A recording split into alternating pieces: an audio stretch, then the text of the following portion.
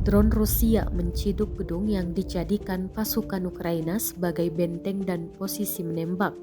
Rekamannya ramai beredar di Telegram pada Rabu 14 Desember 2022. Tampak drone mengintai dua prajurit yang berjalan di sekitar gedung. Dalam keterangan unggahan disebutkan posisi pasukan Ukraina ditemukan. Dari sinilah mereka menyerang orang-orang Rusia dengan mortir. Selain dua pasukan Ukraina yang tertangkap kamera drone, ternyata terdapat 17 pasukan Zelensky lainnya di dalam gedung. Kini militer Rusia mengklaim 19 pasukan Ukraina berhasil dieliminir dan berada di bawah reruntuhan. Kremlin menyatakan pihaknya belum menerima proposal apapun dari Kiev untuk menghentikan pertempuran di Ukraina selama periode liburan mendatang.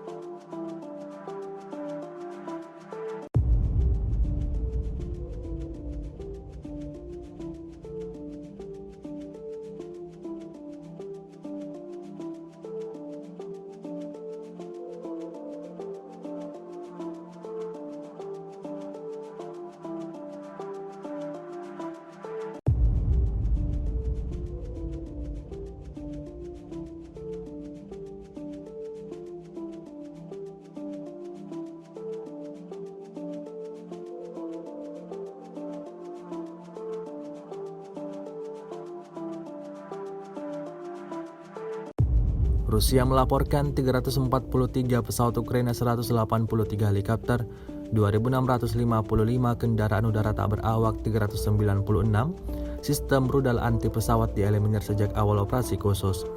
Dari kubu Kiev, Kementerian Pertahanan Ukraina melaporkan 500 tentara Rusia dieliminir dalam 24 jam terakhir. Total 95.260 prajurit Rusia meninggal sejak awal konflik hingga hari ke-294.